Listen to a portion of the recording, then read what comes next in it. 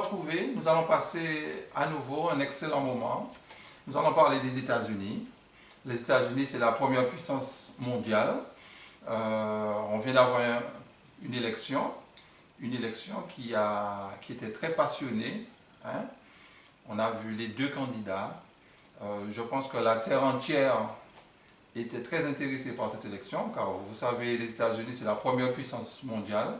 Donc, aucune nation, aucun peuple ne peut rester indifférent, n'est-ce pas, aux élections américaines. On peut ne pas prêter attention à l'élection française, de l'Allemagne, ce que vous voulez, mais aux États-Unis, non. On est obligé, que nous ne voulons pas, de prêter attention. Nous allons voir pourquoi. Et surtout, nous croyants, nous sommes obligés de prêter attention. Donc, aujourd'hui, pendant que j'enregistre la vidéo, on n'a pas encore, d'une manière officielle, annoncé le nouveau président, mais tout laisse à penser que ce sera Biden. Donc, on ne sait pas encore, mais apparemment, ça sera lui. Mais en tout cas, peu importe qui sera là, nous n'allons pas parler de politique, nous allons parler plus du pays, n'est-ce pas, des États-Unis d'Amérique dans la prophétie. Surtout, les 4 dernières années, je vous avoue, même moi, je me suis interrogé par rapport aux prophéties avec le président qui vient de sortir, qui ne remplissait pas vraiment toutes les cases. Parce que c'était quelqu'un qui était, certes c'est le système qu'il a mis là, mais il était quelque part anti-système. Alors que, on verra dans la Bible, le président américain, au moment de l'image de la bête, il va fédérer le monde autour de lui. Tandis que celui-là, il était vraiment très sectaire, il était très clivant. D'ailleurs, l'élection a été plus un référendum contre sa personne. Parce que vous savez, c'était quelqu'un qui se servait des fractures de l'Amérique. Et puis, ce n'était pas vraiment un père qui rassemblait, hein, qui rassemblait ses enfants. C'était quelqu'un vraiment qui était... et je crois que beaucoup ont voulu qu'il parte, mais moi, je ne sais pas. Je ne sais pas. La seule chose que je sais, c'est que si c'est Biden, maintenant, une chose qui est sûre, que l'Amérique va se rapprocher beaucoup de l'Occident, va se rapprocher de la papauté, l'immoralité va revenir encore plus fort, etc., etc. Parce que celui qui était là, même si on disait qu'il était un fou, et je crois aussi il était quelque part, mais je crois que le fait qu'il était là, Dieu retardait quand même les vents. Ok, nous allons voir ça. Alors, le texte que je vais vous proposer, c'est un texte que nous connaissons tous, qui se trouve dans l'Apocalypse, le chapitre 13, à partir du verset 11. Alors, puis je vis monter de la terre une autre bête qui avait 2 cornes, semblables à celles d'un agneau, et qui parlait comme un dragon. Nous avons ici une bête. Une bête, c'est quoi? Une bête, le plus souvent, représente une nation. Dans Daniel, le chapitre 7, le verset 17, il est dit, ces 4 grands animaux, ce sont 4 rois qui s'élèveront de la terre. Là, c'est une autre prophétie. Mais ce qui nous intéresse dans cette prophétie-là, dans Daniel 7, c'est que les animaux, Daniel voit 4 animaux qui sortent de la terre, qui sortent de la mer, pardon. Et ces 4 animaux représentent les 4 royaumes, n'est-ce pas, qui se sont déjà succédés. Ok? Donc, l'animal dont voit Jean, c'est un pays, c'est un royaume, c'est un pays. Et l'animal est semblable à un agneau. Ce n'est pas innocent, un agneau. C'est quoi un agneau? Un agneau est pacifique. Quand vous voyez un agneau, vous n'avez pas peur d'un agneau. Contrairement, vous allez voir un léopard, vous allez voir l'ours, vous allez voir le lion, hein, ces animaux dont décrit Daniel, on verra que ce sont des animaux qui font peur, hein, qui ne sont pas pacifiques. Mais un agneau, on est quiet quand on prend un agneau. Donc c'est une nation paisible, c'est une nation chrétienne. D'ailleurs, ce que je vous dis là, je l'ai tiré de la tragédie des siècles. N'oublions pas quelque chose. Les prophéties bibliques sont codées. Quelqu'un ne peut pas ouvrir sa Bible et comprendre une prophétie biblique. Les prophéties bibliques ont été données par Dieu et c'est un prophète qui l'a écrit, qui l'a enregistré. Donc, pour déceler le livre, il faut que le livre soit décidé par Dieu, mais Dieu va se servir d'un prophète. Donc, toute explication d'une prophétie doit venir d'un prophète. N'oubliez jamais ça, mes amis. C'est parce que nous avons une librairie, nous avons beaucoup d'écrivains qui font des commentaires sur les prophéties, qui nous annoncent des choses, et des fois nous avons adopté ces interprétations-là, alors que ces personnes ne sont pas prophètes. Donc il nous faut faire extrêmement attention. Donc, pour identifier la bête qui monte de la terre, il nous faut le tirer dans les écrits de prophètes.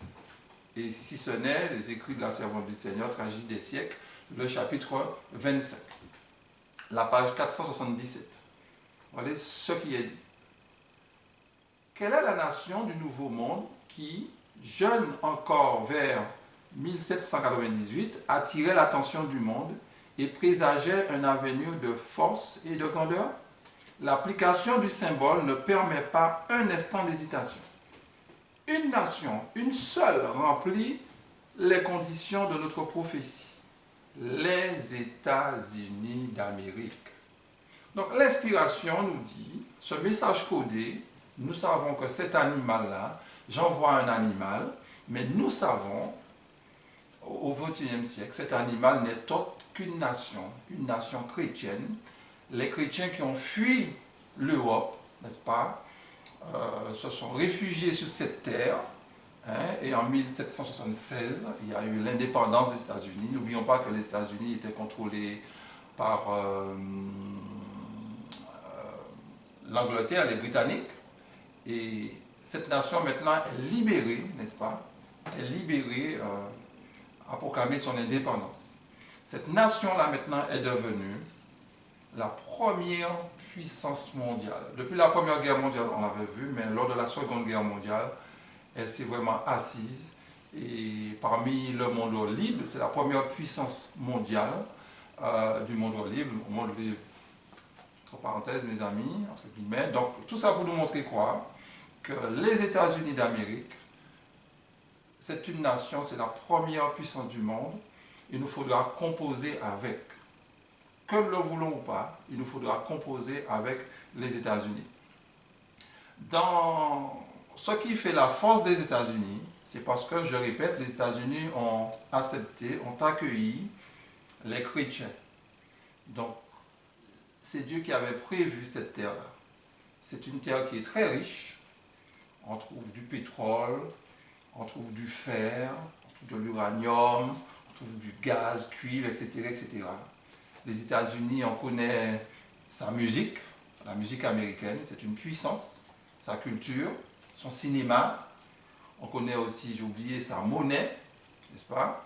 Donc c'est un pays extrêmement riche. Je peux m'étaler dessus, ce sont des choses que nous savons tous. Donc, si Dieu a suscité les États-Unis, si les États-Unis sont devenus la première puissance mondiale, comme l'Angleterre était avant, mais on ne va pas parler de l'Angleterre aujourd'hui, parce que l'Angleterre, c'était de l'Angleterre que sortaient les réformateurs, on ne va pas parler d'eux. Dieu a béni cette nation, l'Angleterre, mais là nous avons ici les États-Unis. Dieu a voulu élever les États-Unis. Alors, je tiens à dire que je ne suis pas pro-américain ni anti-américain. Je bénis ce pays, tout comme je bénis tous les autres pays. Mais les États-Unis d'Amérique, on peut l'identifier dans la Bible. Okay? Dieu a béni. De même que Dieu a élevé Babylone dans l'Ancien Testament, Dieu a élevé les États-Unis. Mais Babylone dans l'Ancien Testament, c'est enorgueilli. Dieu l'a abaissé. Et nous verrons au courant de cette étude que Dieu aussi va abaisser les États-Unis. Quand Dieu nous donne un privilège, quand Dieu nous donne une fonction, quand Dieu nous donne un poste, c'est pour le servir. Ce n'est pas pour nous servir. Et malheureusement, les États-Unis ont oublié cela. Les États-Unis, 80, j'ai pu comprendre 96, il fallait que je vérifie, % de la population protestante. Donc, mais malheureusement, c'est un pays maintenant, on ne va pas faire de la politique, on connaît le pays maintenant. Ok? Mais je vais prendre un texte dans Sophonie, le chapitre 2, le verset 13 à 15. Et nous allons lire ce texte et puis vous allez me dire quel pays que ces versets vous font penser. Sophonie 13, verset 13 à 15. Sophonie 2, verset 13 à 15. Il étendra sa main sur le septentrion, il détruira la Syrie, et il fera de Ninive une solitude, une terre aride comme le désert.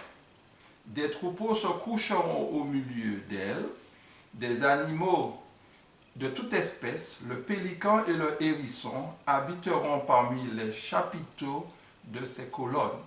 Des cris retentiront aux fenêtres. La dévastation sera sur le seuil, car les lambris de cèdre seront arrachés. Voilà donc cette ville joyeuse qui s'assied avec assurance et qui dit en son cœur, moi et rien que moi. Et quoi? Elle est en ruine. C'est un repère pour les bêtes. Tous ceux qui passeront près d'elle siffleront et agiteront la main.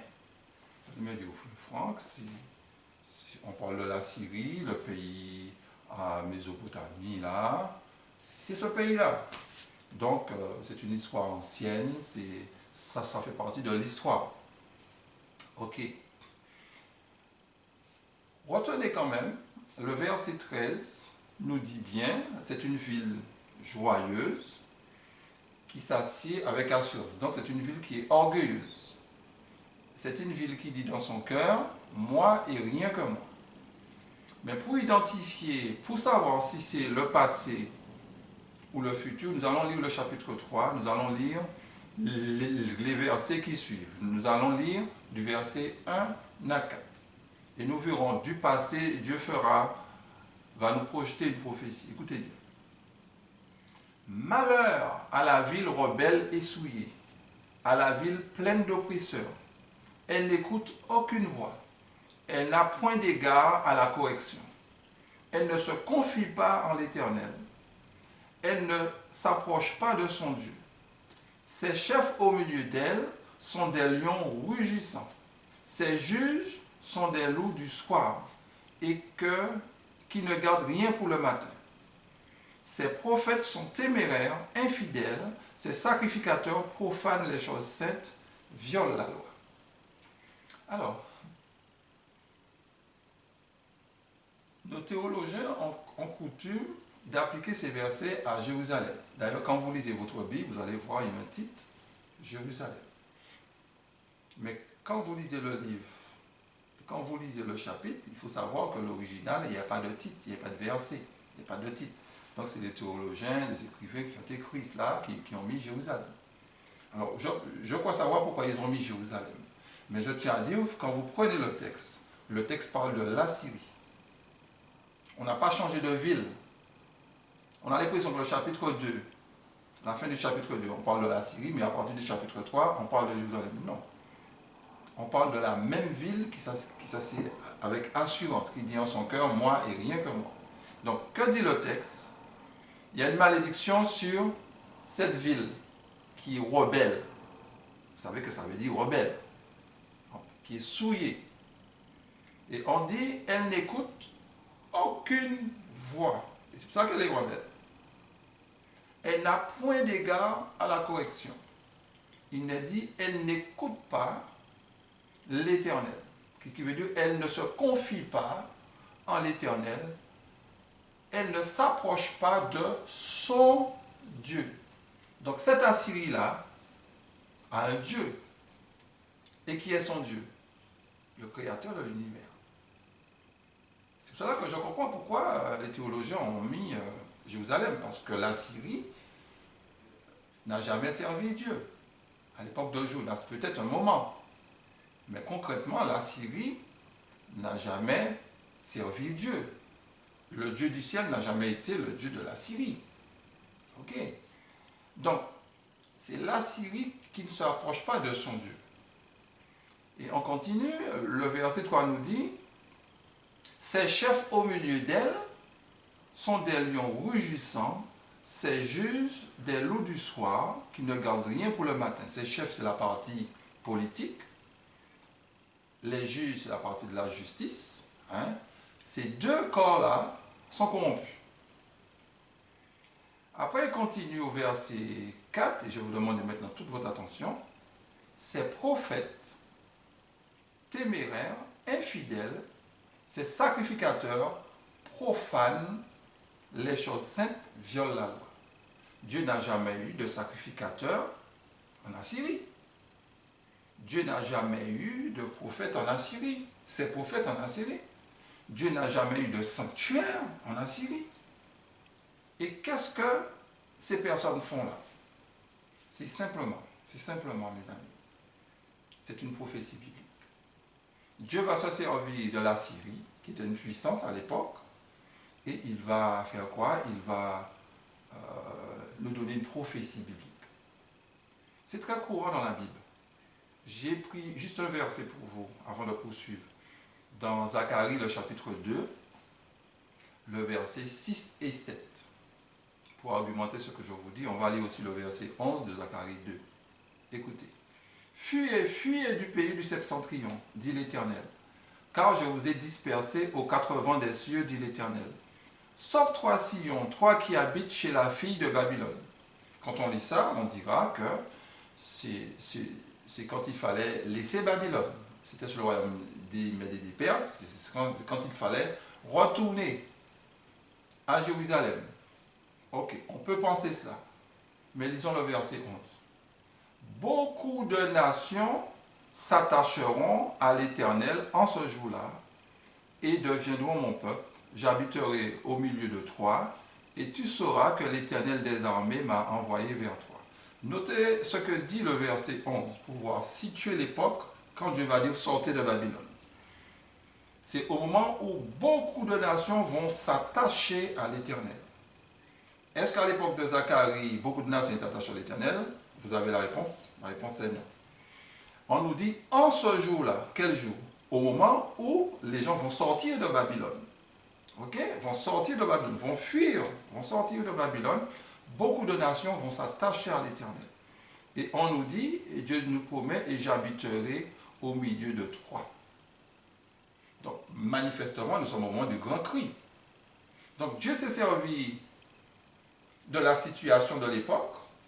Il a pris le nom de Babylone, mais en réalité, ce n'est pas Babylone antique dont il parlait, mais il parlait de la Babylone moderne, la Babylone que l'on trouve dans le livre de l'Apocalypse. Donc, de même que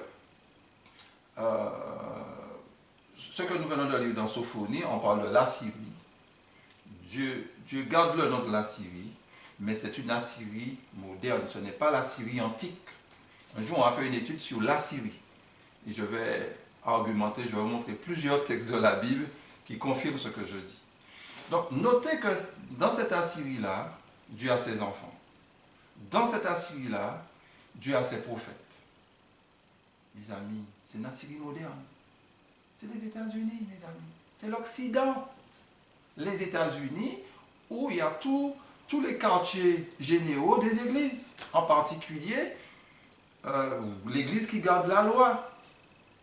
Donc la Syrie que nous venons de lire là, mes amis, n'est pas la Syrie antique, c'est une Assyrie moderne, je répète, où se trouvent les enfants de Dieu.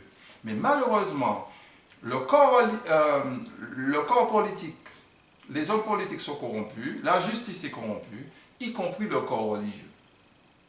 Le corps religieux, il y a beaucoup à dire, puisqu'il est dit, il viole la loi. Il viole la loi. Il suffit de lire la description donnée dans les 7 églises, en particulier dans la dernière, qui confirme le texte de Sophonie. Qui confirme le texte de Sophonie. Donc, nous avons dans l'Ancien Testament nous parle de l'Amérique. Le Nouveau Testament nous parle aussi de l'Amérique. Et n'oublions pas que le livre de l'Apocalypse résume tous les livres de la Bible. Ok? Résume tous les livres de la Bible. Donc, les États-Unis d'Amérique, mes amis, voilà la description des États-Unis d'Amérique. Donc, au départ, les États-Unis, Dieu les a bénis. Jusqu'à présent, Dieu bénit toujours les États-Unis. Mais les États-Unis, à un moment donné, vont changer. On commence déjà à voir le changement. Le changement est déjà amorcé. On commence déjà à voir le changement. Les États-Unis, mes amis, c'est la première puissance du monde et il restera la première puissance du monde. Et vous n'êtes pas sans savoir que quand on parle de puissance, le budget militaire des États-Unis, c'est près de 750 milliards. Ça fait tout des ma tête. 750 milliards. Et le deuxième budget du monde, c'est qui? C'est les Russes. Les États-Unis ont près de 16 fois plus, hein, que le budget des Russes, mes amis. Pour nous montrer que c'est une puissance. Mais Dieu humiliera cette puissance. Mes amis, quand Dieu décide quelque chose, ce qu'il dit se réalise. Babylone était la première puissance du monde. Babylone pensait qu'elle était intouchable. Mais qu'est-ce qui s'est passé? Dieu s'est servi d'une nation plus faible pour humilier Babylone. Et vous savez comment Babylone est tombée. On va revenir sur ça. Ok? Donc, dans Apocalypse, le chapitre 13, nous allons revenir dans Apocalypse, chapitre 13, si vous voulez bien. Nous allons lire plusieurs versets. Apocalypse, le chapitre 13, 12, 13, etc. Alors, je vais vous lire cela. Puis, je vis monter de la terre une autre bête qui avait 2 cornes, semblables à celles d'un agneau, et qui parlait comme un dragon. Verset 12, elle exerçait toute l'autorité de la première bête en sa présence, et elle faisait que la terre et ses habitants adoraient la première bête dont la blessure mortelle avait été guérie. Nous avons ici 2 bêtes qui apparaissent. On a, à partir du verset 11, une bête qui vient de la terre. Et on parle de la première bête. Quand on parle de la première bête, on fait allusion au système papal. Et quand on parle des États-Unis, on va dire la bête. À partir du verset 11, comme vous allez entendre, la bête, c'est la bête qui monte de la terre. Ok? Et quand Jean va laisser la bête qui monte de la terre, il va préciser la première bête. La première bête, c'est qui la première bête? Le système romain. Ok? Donc la première bête, les États-Unis, ce sont les États-Unis qui vont faire cela, mes amis. C'est pas Rome. Le danger immédiat n'est pas Rome. C'est sans de regarder vers le pape. Le danger, c'est d'abord les États-Unis d'Amérique. Et notez que le texte dit, elle exerçait l'autorité de la première bête, elle faisait que la terre et les habitants de la terre. Donc c'est toute la terre que les États-Unis vont entraîner. Toute la terre que les États-Unis vont entraîner. Même l'Iran, ok, la Corée du Nord, Cuba, tout ce que vous voulez. Toute la terre va fédérer autour des États-Unis. C'est pour nous montrer quoi, mes amis? Les États-Unis ne vont pas encore tomber. Même si on parle des pays émergents, ces pays-là, certes, à un moment donné, vont régner. Le jour, si Dieu permet, nous ferons Apocalypse 17, nous allons voir à quel moment ces pays-là vont régner. Mais pour le moment, les États-Unis, elle va perdre ici et là quelques guerres, mais ils seront toujours, la première puissance mondiale. C'est après l'image de la bête, Dieu va l'humilier. Parce que là, les États-Unis vont s'attaquer aux enfants de Dieu. Tant que les États-Unis s'attaquent aux nations païennes, c'est autre chose. C'est pas bien, mais ok. Mais quand les États-Unis vont faire sortir cette loi scélérate contre les enfants de Dieu, là c'est... Non, c'est s'en prendre à Dieu. Et là, Dieu sera obligé, n'aura pas d'autre choix, de faire tomber les États-Unis d'Amérique. Ok? Donc, Apocalypse 13, manifestement, à partir du verset 11, nous présente le nouveau ordre mondial. Donc, le nouveau ordre mondial, je sais que beaucoup de personnes ont peur. Nous sommes dans une crise, comme vous le savez, sanitaire. Et sur les réseaux sociaux, c'est vraiment de n'importe quoi. Il y a 2 extrêmes. Il y a des gens qui font peur, avec un vaccin, etc. Je note pas dans cela. Il y a des gens qui font peur, il y aura une dictature, etc., etc. Mais Apocalypse chapitre 13 nous parle, ça sera quoi la dictature? Qu'il y ait d'autres choses à côté, c'est possible. Tout ce qu'on entend sur les réseaux sociaux, il y a du vrai dans tout. Il y a du vrai dans tout. Mais faisons attention. Il ne faut pas qu'on ait peur de ce qui se passe là, mes amis. Laissons Jésus nous sceller. N'ayons pas peur. N'ayons pas peur. Est-ce qu'il faut prendre le vaccin? Est-ce qu'il ne faut pas prendre le vaccin? Il y aura une dictature. On a déjà l'agenda. On sait il y aura un confinement. Quand est-ce qu'il y aura le confinement? On nous envoie ça. Même sur les réseaux sociaux aux États-Unis aussi, c'est encore pire. C'est encore pire. Donc, on a peur. Mais mes amis, notre guide, c'est la Bible. D'où cela viendra? Les États-Unis, d'abord. Et pour que cela puisse venir, il faut que les États-Unis puissent changer sa propre constitution. Et c'est quand elle va changer, c'est quand ils vont changer décidément la constitution, à ce moment-là, on pourra parler d'une dictature. Cessons de nous faire peur. La constitution française ne permet pas encore les choses, mes amis. La constitution américaine ne permet pas certaines choses. Pour pouvoir obliger, mais vraiment obliger les gens, il faudra changer la constitution, les amis. Il faudra changer la constitution. Mais je sais qu'il y a déjà des obligations, on nous a obligés de rester chez nous, etc., etc. Mais la Bible parle de mort. Quand on va désobéir, la Bible parle de mort. Lisez bien Apocalypse 13, vous voyez, on parle de mort. Est-ce qu'on tue les gens? Non, vous avez juste une amende. Vous avez juste une amende. Alors certains vont dire, on dit, quand le vaccin va sortir, ils ne vont pas prendre. Ok, il n'y a pas de souci. Bon, peut-être qu'ils ne pourront pas bouger, ils ne pourront pas prendre l'avion, ils ne pourront pas faire des choses. Ok, on va parler de ça. Mais une chose qui est sûre, Apocalypse chapitre 13 ne traite pas de ça. Apocalypse chapitre 13 nous dit, la marque c'est quoi? C'est ce que le catholicisme a fait de 538 jusqu'à 1798. C'est ça, cette union Église et État. C'est ce qu'on va faire.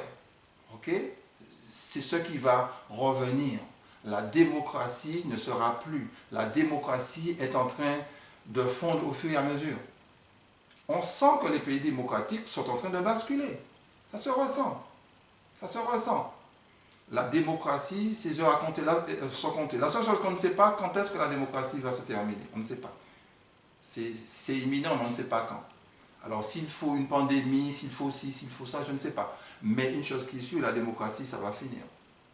Mais la démocratie va finir premièrement aux États-Unis d'Amérique. Et tous les autres pays vont se radicaliser, vont se mettre derrière les États-Unis. Il faut qu'on soit conscient que même nous, mes frères, mes amis, que nous sommes en train de changer. Même nous, si nous ne restons pas accrochés à Christ, nous sommes nerveux, nous sommes inquiets, nous ne sommes pas bien. Depuis le début de l'année, nous ne sommes pas bien. Puisqu'on nous a fait peur, le président a dit nous sommes en guerre. Donc nous ne sommes pas bien. Beaucoup vont voir les psychologues, etc. Mais Christ, c'est lui qui nous maintient. C'est lui qui nous maintient. Mais on remarque qu'il n'y a plus de respect. Les pompiers sont agressés, les médecins sont agressés, on sent qu'on n'a plus de repères. Comme disait quelqu'un, on a besoin d'une bonne dictature. Mais une chose qui est sûre, qu'il y aura une dictature. Ce n'est pas nous qui avons besoin de dictature, mais c'est Satan qui va l'imposer. Il va se servir des États-Unis. Satan est en train de conditionner le monde pour une dictature. Et on sera tous conscients que la démocratie, il faut qu'on arrête avec ça. On sera tous conscients de ça. Et je le ressens de jour en jour, mes amis. Alors, on poursuit. Apocalypse 13, toujours. On va lire le verset 16 à 17. Et elle fit que tous, petits et grands, riches et pauvres, libres et esclaves, reçussent une marque sur leur main droite ou sur leur front, et que personne ne put acheter ni vendre sans avoir la marque, le nom de la bête ou le nom de son nom. Le L là, c'est toujours la bête qui monte de la terre, des États-Unis d'Amérique. Ok? Et qu'est-ce qu'elle va faire? Elle fait que tous, comme je dis toujours, Satan n'a pas de problème pour unifier ses enfants. Dieu a tout le mal du monde pour unifier ses enfants. Mais quand Dieu va unifier ses enfants, mes amis, ça sera terrible pour le monde. La vérité, elle prend du temps. L'être humain a peur de la vérité. Elle prend du temps pour progresser dans le monde. Quand la vérité est prêchée, les gens fuient la vérité. Les gens iront toujours vers où les choses sont plus faciles. Plus faciles. Mais quand la vérité authentique est prêchée, on a peur, mes amis. Mais les États-Unis vont réussir à unifier le monde autour de leur doctrine. Et personne ne pourra ni acheter, ni vendre. On ne parle pas de puce là. C'est nous qui parlons de puce. La Bible ne parle pas de puce. Ok? Et comme je dis toujours, nous sommes tous pucetés déjà. Nous avons téléphone, nous avons ordinateur, nous avons télévision, nous avons notre carte bancaire, nous avons la carte vitale. Tout ça, il y a puce. Donc si vous ne voulez pas être puceté, mes amis, débarrassez-vous de tous ces gadgets-là. Comme ça, vous ne serez pas puceté ou bien allez, etc. Donc tout ça pour nous montrer, mes amis, cessons de nous faire peur avec cette histoire de ci, de ça.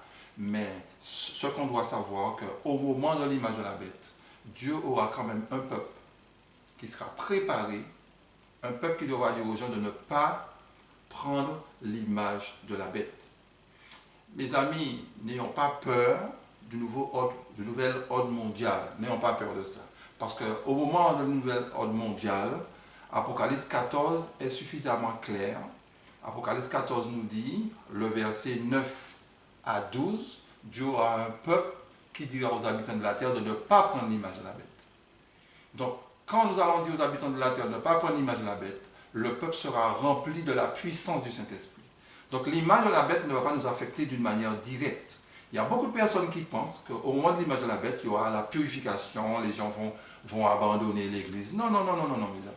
Au moment de l'image de la bête, regardez toutes les vidéos que j'ai produites, je mets beaucoup l'accent dessus. Je me sers de différents livres de la Bible qui disent la même chose, la même conclusion. Au moment de l'image de la bête, le peuple de Dieu sera rempli du Saint-Esprit, dira aux habitants de la terre de ne pas accepter le nouveau ordre mondial. L'Église, dans l'état qu'elle se trouve là, n'est pas dans les conditions pour pouvoir dire au monde n'acceptez pas le nouveau ordre mondial parce que l'Église les met dedans. Fait la promotion pour cela. Donc, Apocalypse 14, le verset 9 à 12 est hyper clair. Relisons le texte. Un troisième ange l'a suivi en disant d'une voix forte, si quelqu'un adore la bête et son image, reçoit une marque sur son front ou sur sa main, il boira lui aussi du vin de la fureur de Dieu, versé sans mélange dans la coupe de sa colère. Il sera tourmenté dans le feu et le soufre, devant les saints anges et devant l'agneau. Et la fumée de leur tourment monte au siècle des siècles. Et ils n'ont pas de repos, ils n'ont de repos ni jour ni nuit, ceux qui adorent la bête et son image, et quiconque reçoit la marque de son nom. C'est ici la persévérance des saints qui gardent les commandements de Dieu et la foi de Jésus.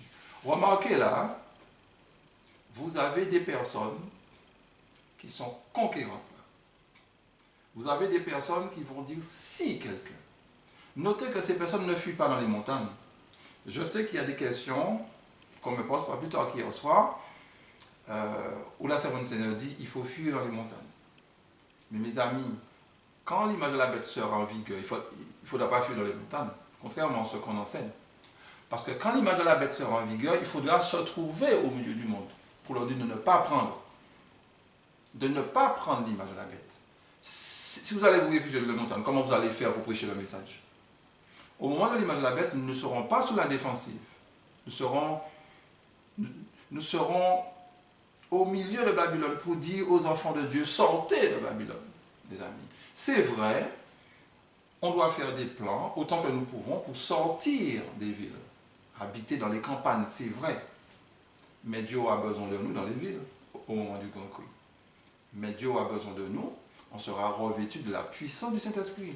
Lisez le chapitre intitulé l'avertissement final de la tragédie des siècles. À la page 64 en l'occurrence, qui dit les serviteurs de Dieu, les visages illuminés d'une sainte consécration, iront de lieu en lieu proclamer le message céleste. Lisez cela. Remarquez qu'au moment du message du troisième ange, quand il sera prêché avec force, quand on aura reçu la puissance du Saint-Esprit, ce que nous appelons la pluie de l'arrière-saison, à ce moment-là, nous allons éclairer toute la terre de sa gloire. Donc, nous aurons, Babylone aura en face d'elle un peuple puissant, mes amis. Donc, N'ayons pas peur de la nouvelle ordre mondiale, mes amis. N'ayons pas peur de ça. N'ayons pas peur de ça parce que à ce moment-là, Dieu aura un peuple.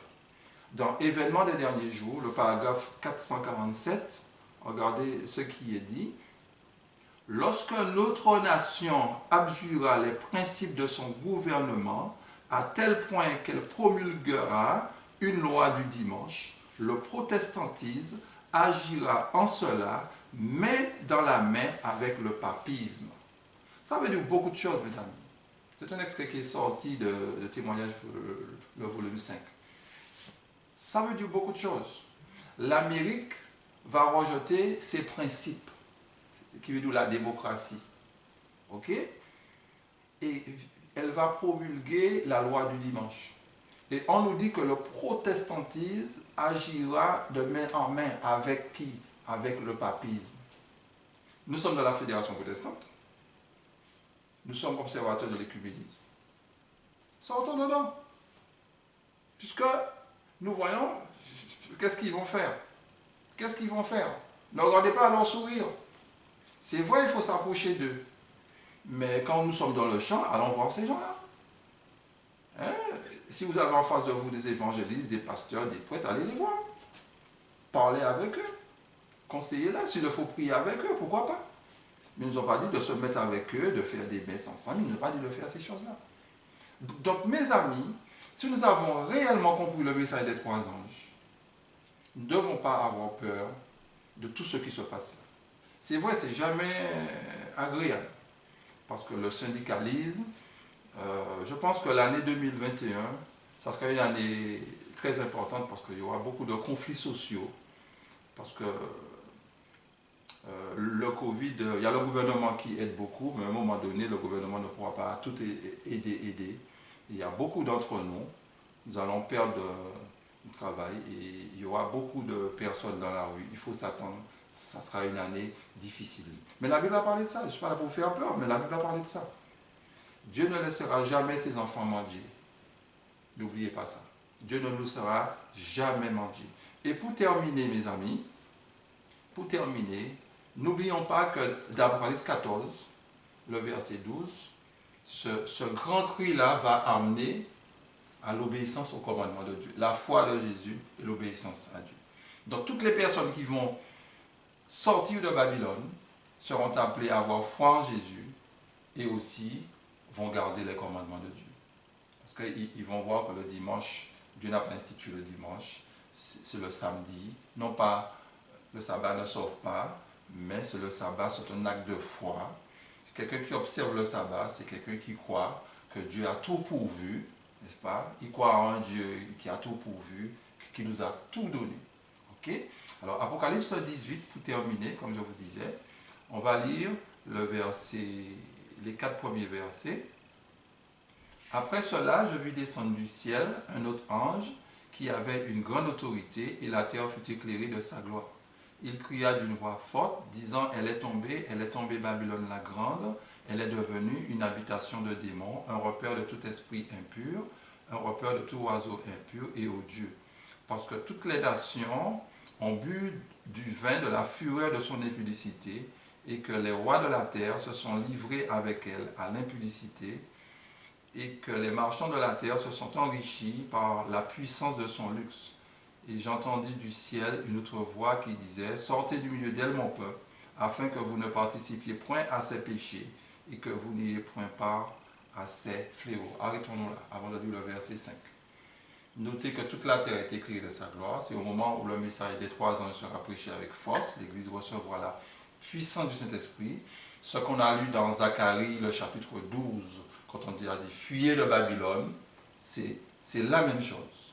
C'est la même chose. Il y a d'autres chapitres que j'aurais pu vous montrer qui disent exactement la même chose. Ok? Donc le livre d'Apocalypse, c'est un résumé des autres livres. Ok? Donc c'est au moment où on dira aux gens de sortir de Babylone.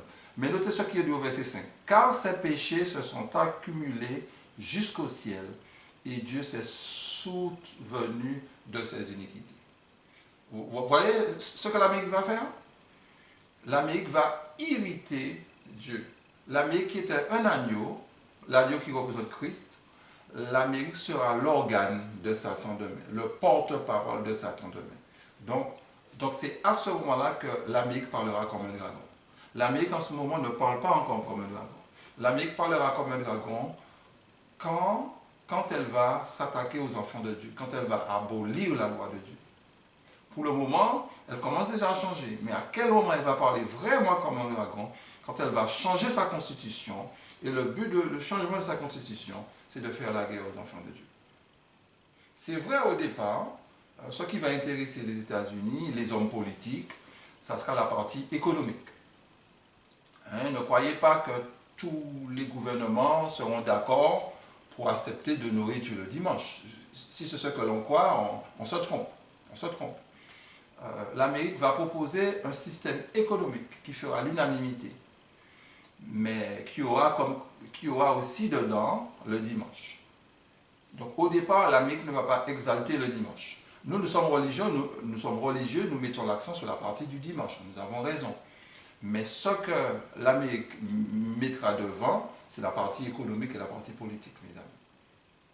Mais quand il y a un contrat, il y a des choses qui sont écrites petits, qui sera comme conséquence l'adoration du dimanche. Et si on n'a pas accepté ça, le peuple sera tué, les habitants seront tués. Mais je répète, quand vous lisez Apocalypse 14, le peuple sera déjà rempli de la puissance du Saint-Esprit. Donc on ne doit pas avoir peur de l'image de la bête, la nouvelle ordre mondiale, mes amis. On ne doit pas avoir peur de ça. Si vous entendez qu'il y aura la loi du dimanche, telle date, dites-vous avant, Dieu fera ce qu'il a à faire au sein de son peuple avant. Dieu va nous qualifier pour ça. Dieu va nous qualifier pour ça. Et puis, n'oublions pas qu'est-ce qui va se passer. Je vais un peu sauter. On va quand même lire le verset 7, qui va vous rappeler le texte de Sophonie 2, le verset 13, si ma mémoire est bonne. Écoutez ce que dit le verset 7 d'Apocalypse 18. Autant elle s'est glorifiée et plongée dans le luxe, autant donne-lui de tourments et de deuil. Parce qu'elle dit en son cœur, je suis quoi? Assise en reine. Je ne suis point veuve et je ne verrai point le deuil. Ça nous rapporte quand la Syrie est assise, n'est-ce pas? Elle dit dans son cœur, moi, avec assurance, moi, rien que moi. Ça se rejoint. Une autre fois, on va revenir sur ça quand nous allons faire l'étude assyrienne. Ok? Et le verset 9 nous dit, et tous les rois de la terre qui se sont livrés avec elle, à l'impudicité et au luxe, pleureront et se lamenteront à cause d'elle quand elles verront la fumée de son embrasement. Donc il faut noter que les rois, à un moment donné, les présidents vont pleurer, les hommes politiques vont pleurer, parce que l'image de la bête ne va pas fonctionner. Ça va fonctionner un moment, mais ça ne va pas fonctionner. Et donc à ce moment-là, le règne des États-Unis, ça va se terminer. Mais on ne va pas parler de ça aujourd'hui, je réserve cela pour une autre fois. Je vais vous montrer à quel moment le règne des États-Unis sera vraiment, Dieu va anéantir les États-Unis, son règne, ça ne sera plus la première puissance mondiale. Alors mes amis, le message des trois anges nous parle des États-Unis d'Amérique. C'est là où nous avons la conférence générale. Les États-Unis d'Amérique, nous aimons ce pays-là. Dieu a béni ce pays-là. Et nous bénissons tous ces dirigeants-là. Mais Dieu est en train de nous dire que les États-Unis d'Amérique vont changer. Et c'est pour cela qu'il a suscité notre mouvement. Il a suscité notre mouvement pour quand la Constitution américaine va changer, les États-Unis auront en face le peuple de Dieu. Et tous les pays du monde vont fédérer autour des États-Unis.